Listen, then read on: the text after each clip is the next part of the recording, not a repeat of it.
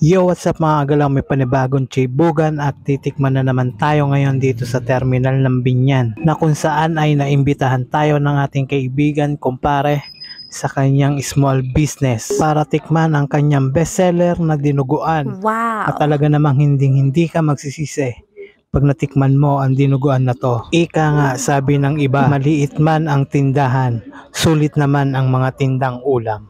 Sheesh! Kaya ano pa hinihintay nyo mga agalaw?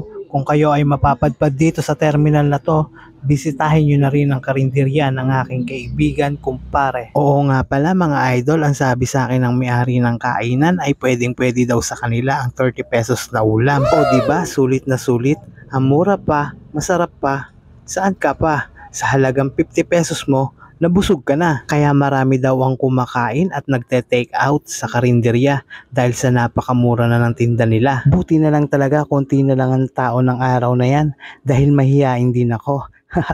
Pero kapag nandyan na yung pagkain, wala na, lumalabas na yung kapal ng mukha ko. Sige lang pare, lagyan mo na yung mangkok at ilagay mo na din yung sili na green, lagay mo na din yung mga laman ng karne. O diba napakarami, kahit dalawa pa kayong maghati ay kasyang-kasya.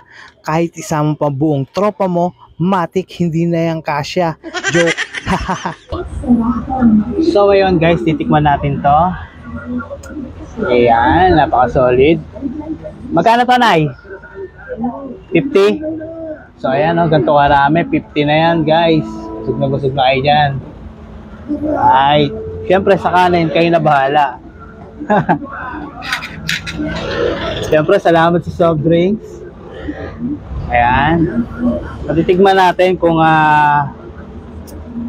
labis talaga yung ano ni nanay, no?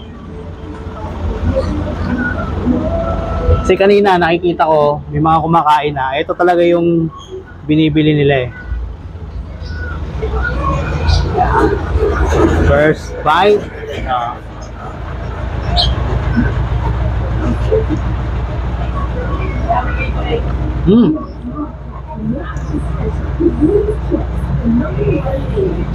Solid.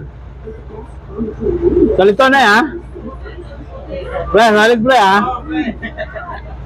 Solid. Alam nyo guys, masarap to pagka yung ano, yung may, alam nyo yung may monay. Ano ba na, no? Monay, tapos ayun lang, ito lang ipapartner nyo sa dinuguan. Okay na okay. Solid. So ayan guys, tapos na nga ako kumain dito at ayan, nakita nyo naman na nasimot na yung kanin, di ba, sa plato, wala na. At syempre itong mangkok meron pang laman na dinuguan at hindi pa ako nakontento. Ayan, tinanggal ko lang yung sili na green. Sige lang, tanggalin mo lang yung dinurog nating sili na green. At nang natapos na nga, sabay binakbakan ko naman yung natitira kong ulam. O diba? Ang sarap. Oh, diba? Pati yung daliri mo, sinimot mo na. Sheesh! Gabi, alauna. Oo. Sarap guys. Tubig ha. Solid. Busog. Solve. So ayun na nga mga kagalaw, at syempre bago ang lahat, bago matapos ang video na to, magpapasalamat nga pala ako kay pare. Ayaw niya nga pala magpakita sa video, baka daw kasi ma-discover pa siya. At saka nga pala kay nanay, maraming salamat din po sa inyo. So hanggang dito na lang mga kagalaw, keep safe everyone. Sheesh!